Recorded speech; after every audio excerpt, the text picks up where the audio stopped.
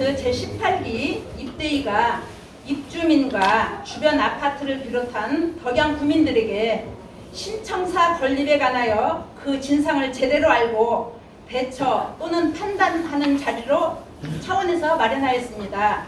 어떻게 보면 고양시가 하나가 아닌 덕양과 일산의 분열화된 모습으로 시민들에게 불안과 혼란을 초래하고 있습니다.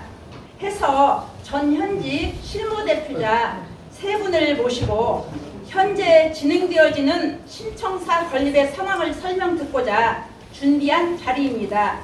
아쉽게도 이동환 시장님께서는 사정으로 인하여 불참 의사를 밝혀오셨고 두 분께서만 이 자리에 오시게 되었습니다.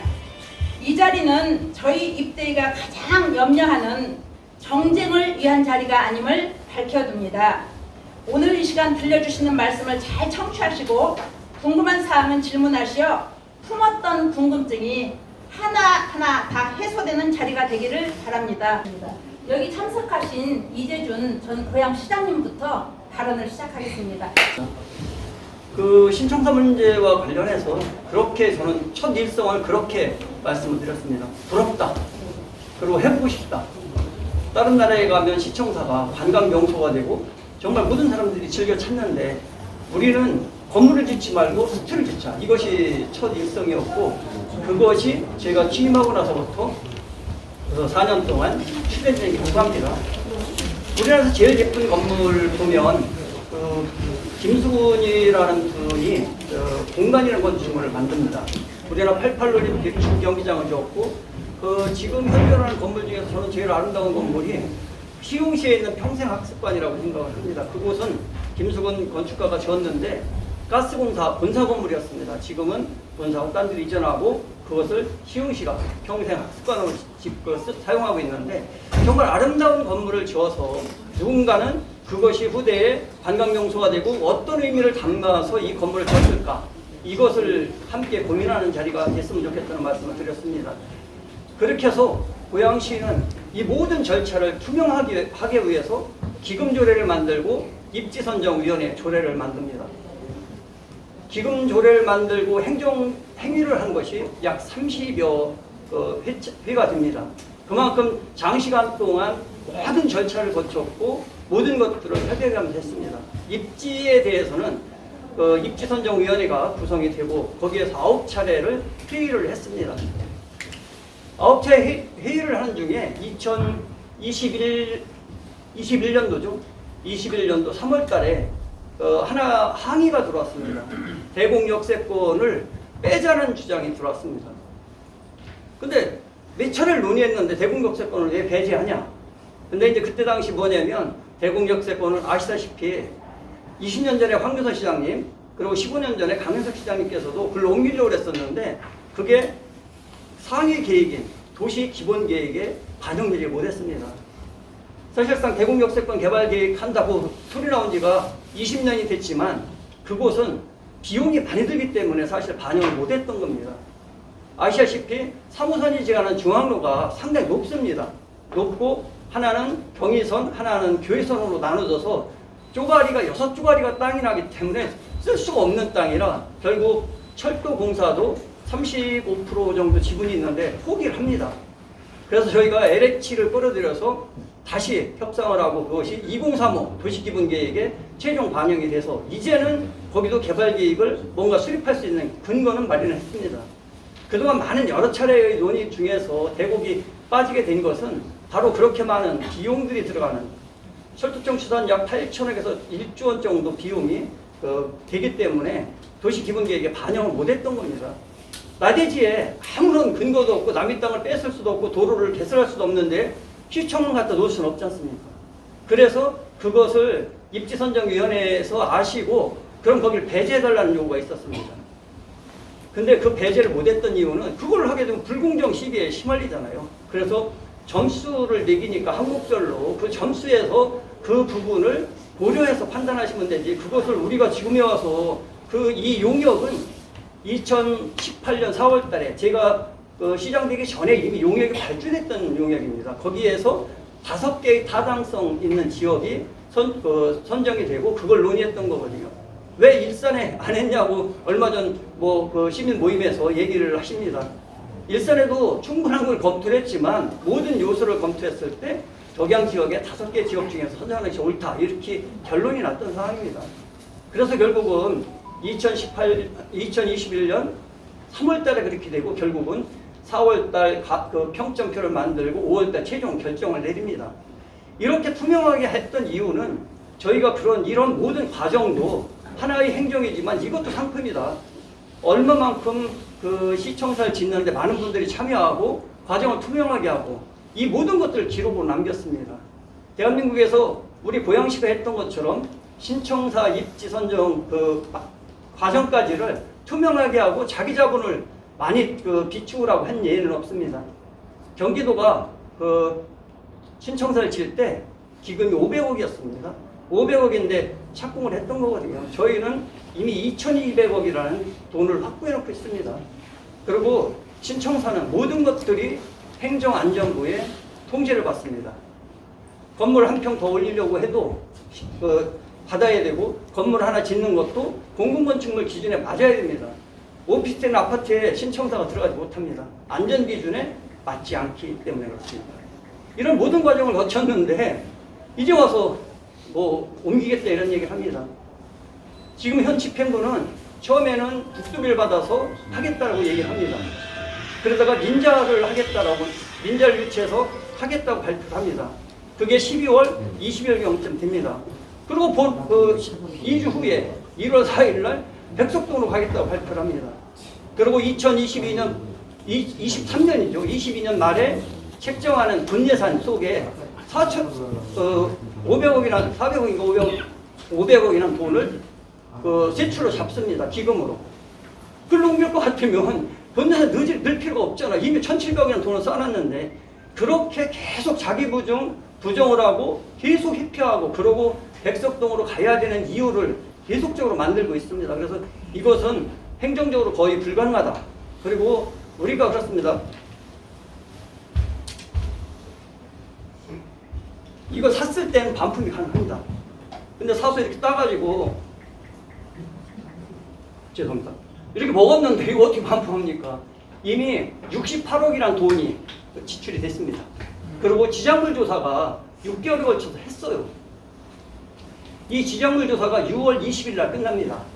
22년 6월 20일. 왜 저보고 첫삽을 안 떴냐고 그 말씀들 하시는데 이게 뭐냐면 6월 20일 났으니까 이제 보상공부를 해야 됩니다. 보상공부가 남았는데 이 지장물 조사도 결국은 예산이 지출된 겁니다. 그래서 이렇게 저렇게 따지면 한 70억쯤이 지출이 됐을 것이고 그리고 관리 처분 용역에 98억 그리고 설계 용역에 107억이라는 돈이 계약을 했습니다. 그거에 대해서 만약에 해약을 한다면 또 다른 문제가 있어서 그렇게 따졌을 때는 100억 이상의 비용이 지출되는데 이것은 누구도 책임질 수 없고 결국 이 행정행위가 지속되고 그러한 사태가 일어난다면 그것은 충분하게 직권남용 업무상 배임죄에 형립이 되고 그것은 시예산이 아니라 그것을 사인하고 집행했던 개인들이 부담해야 될 거다 이렇게 생각합니다. 그리고 한 말씀 더 드리면 중요한 것은 5년 전에는 백석동 업무 빌딩이 존재하지 않았습니다. 착공도 하지 않았습니다. 그것을 저희한테 주겠다는 얘기도 없었습니다. 저희가 소송을 해서 찾아온 겁니다. 이 시차 5년이나 시차를 해서 지금 어떻게 하면 좋겠다 이렇게 대안을 내는 것은 사실상 존재할 수가 없는 논리죠. 그래서 이러한 모든 문제를 비교해 봤을 때 고양시청사는 지금 있는 데 가야 되고 그것을 위해서 수많은 사람들이 논의를 했고 많은 지출들을 했습니다. 그리고 또 거기에 있었기 때문에 저희가 3기 신도시 협상을 하면서 고양선이 화정을 경유하게 된 겁니다. 이렇게 간단하게 말씀드리고 이제 궁금하신 거 이런 거에 대해서 하나씩 이렇게 질문에 대해서 답을 드리는 것이 맞지 않나 이렇게 생각합니다. 꼭 굳이 백석동을 가야 하는 이유와 그러면 백석동을 옮겼을 때 원당이나 덕양구가 얻어지는 이익이 있나요? 백석동으로 가게 된 것은 갑자기 급조된 겁니다. 그리고 지금 있는 자리에 재건축을 한 것이 아니라 강현석 시장님 때 2008년 9년쯤 됐을 거예요. 원당 지금 시청사 부근을 뉴타운을 해서 거기에다가 청사를 짓겠다고 이제 발표를 했었는데 그 이후에 지금까지는 이제 논의가 되지 않았습니다. 사실상 그때 그것이 이제 최종 결론이었고 그거는 아무런 행위가 일어나는 건 아니거든요. 발표만 했던 거고. 근데 이제 저희가 조례를 만들어서 행안부의 승인도 받고 그다음에 기금도 예치를 하고 그리고 국토부에서 그린벨트 해제도 됐고 그리고 소유주들한테 토지 허가 토지거래 허가 그 위협으로 지정을 해놓고 예고통도 다 했고 이런 행위들이 다 이루어졌습니다. 그리고 아시다시피 이 대국과 시청은 나중에 이어지게 됩니다. 그래서 이미 데크도 설치되었고 대장터를 따라서 모든 것들이 하나로 이루어지는 이런 구조 속이었는데 갑자기 이제 백석동으로 가시겠다고 이렇게 결정을 했기 때문에 거기에 가게 되면 갈 수도 없지만 가게 되더라도 일단 기본적으로 그 작은 건물이 우리가 이제 2035년 되면 130만입니다. 인구 계획상. 지금도 부족한데 지금 그 건물도 부족하거든요. 근데 거기에 또 어디 질기도 없을 뿐만 아니라 그분들이 말씀하시는 거기는 지상에 건물이 높다라고 이렇게 표현을 하시는데 건물이 넓은 것이 아니라 주차장이 부족한 겁니다. 그러니까 주차장을 지하에 파야 되는 주차장을 안 만들었기 때문에 왜 그러면 이거는 공공청사 건물이 아니기 때문에 상업용 건물로 그렇게 했다는 말씀을 드리겠습니다. 백석으로 이사를 가면 그 월세라고 하나요? 렌트비를 지불해야 된다고 먼저 본 것 같아요. 그리고 저는 사실 거기 가면 주차장 부족할 것 같고 그러니까 그렇게 되면 여기 그러니까 덕양구 청년도 못하다는 생각을 하는데 만약에 그 사람이 그렇게 무지막지하게 그렇게 옮길 수가 있는지 그게 궁금하거든요. 저는 옮길 수가 없다고 생각하고요. 옮기고 싶으시면 지금이라도 행정처분을 해서 여기 안 하겠다라고 하고 모든 것들을 하면 되는데 그런 거 같아요. 지금 행정기본법에 보면 그 선행행위들이 이루어졌잖아요. 그것을 마음대로 시장이 독단적으로 뒤집거나 이렇게 할 수 없게끔 되어 있기 때문에 지금 그걸 할 수 있는 상황이 아니다 이렇게 보고 있고 그분은 할 수 있다고 생각을 해요. 그분은 할 수 있다고 생각을 하면서 거기에서 돈을 절약한다는 이런 말씀을 하시는데 저 건물이 아직 준공이라서 우리한테 넘어온 게 아니에요. 아직 준공도 안 났어요. 그러니까 아무런 행위도 안 한 거죠. 거기를 남한테 임대 줄 수 있고 옛날에는 거기에 우리가 산하기관이 다 밖에 임대해 있습니다.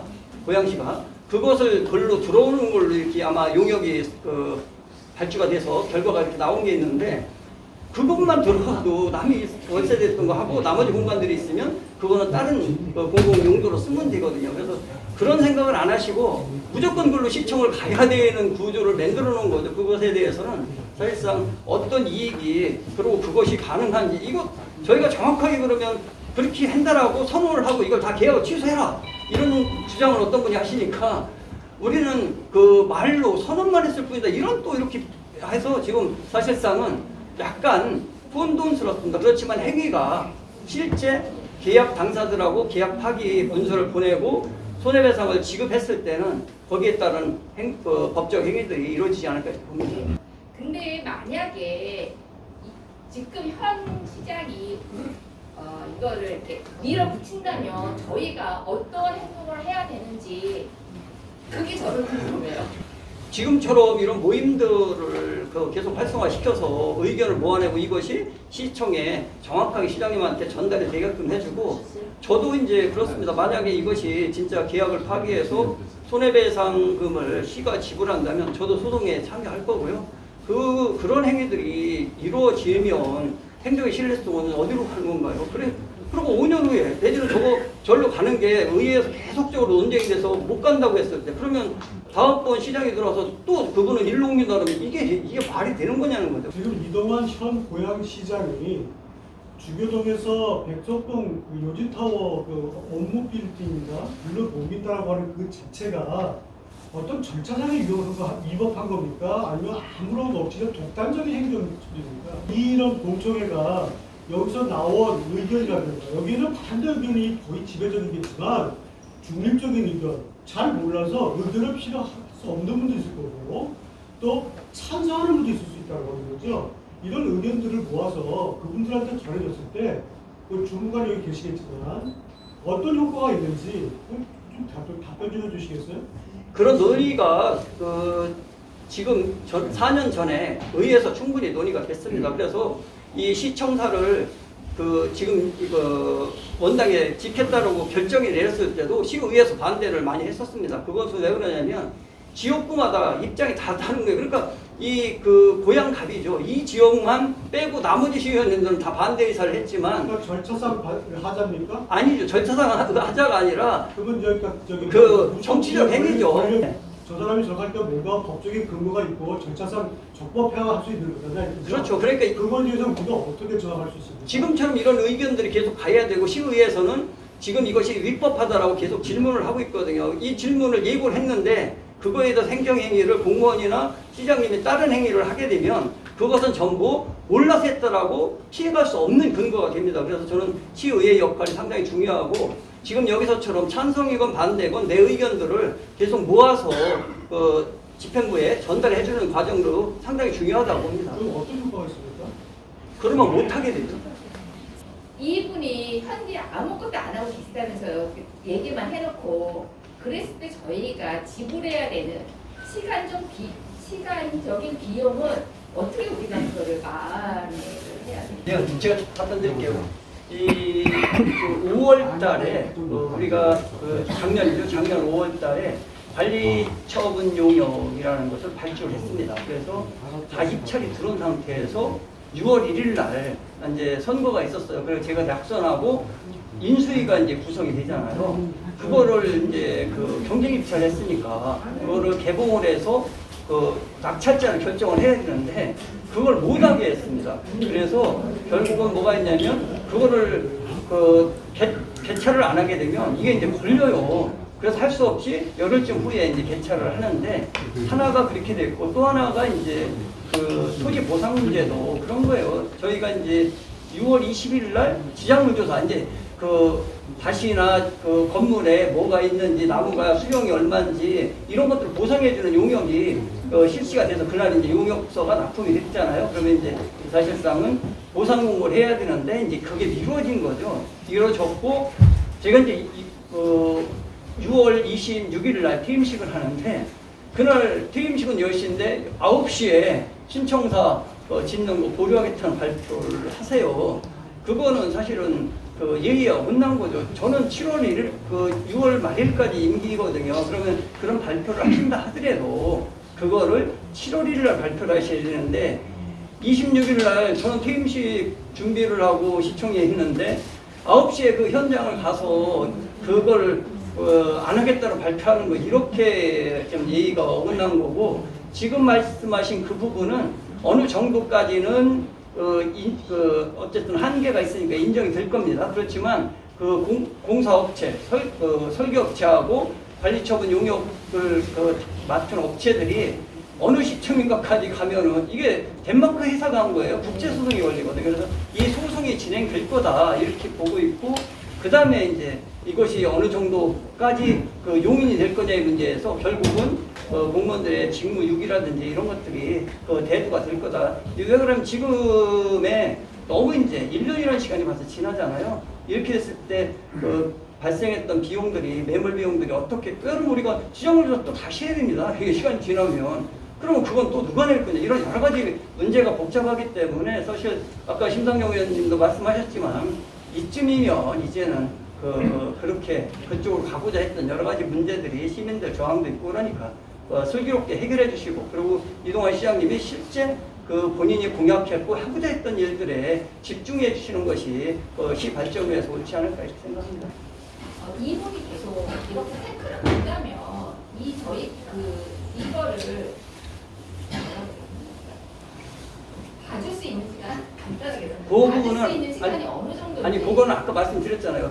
지금 사실상 어떤 행위가 안 이루어져요. 그러니까 예를 들면 계약을 파기했다. 그렇다면 여기를 취소하는 것을 여기 신청사 일을 행정의 행위를 다 해놨어요. 의회에서 모의사 심의가 다 받아서. 저로 가려면 이거를 그럼 어떻게 처리할 거냐. 이걸 행정처분을 해줘야 되거든요. 그러니까 신청사를 여기 있는 것을 말소를 한다든지 계약을 취소한다든지 이런 모든 행위들을 뭔가 하면 그것은 이제 결과로도 존재하기 때문에 그러면 거기에 이제 법적인 그다음에 행정상의 처분 문제가 생기는데 지금은 아직은 말로는 저로 가신다고 했지만 실제 돈 한 푼 간 것도 없고 여기를 취소한 것도 없어. 그러니까 이게 존재하지 않는 것을 가지고 지금 해야 되는 부분이 있어서 그거는 머지않아 저 정도가 되고 준공이 떨어지면 아마 어떤 행위를 하지 않을까. 그러면 그때 가서는 그런 관계들이 충분하게 명백하게 성립되지 않을까 이렇게 봅니다. 오늘 조금이나마 도움이 되는 설명이 되셨습니까? 네. 발전합니다. 우리 심상정 국회의원님, 전 고양시장 이재준님, 또 우리 당협위원장 권순영 의원님, 우리 시회장님, 또 전 시의원님 이렇게 저희들이 예상치 못하게 또 이렇게 세 분이 또 오셔가지고 설명을 깊이 있게 해주셔가지고 저희들한테 큰 도움이 됐습니다. 저희 뭐 동대표들이 피드백을 하시겠다고 하면 저희들이 피드백을 받아서 또 한번 주민들한테 알려드리는 이런 시간을 갖도록 하겠습니다. 다섯 분 수고하셨습니다.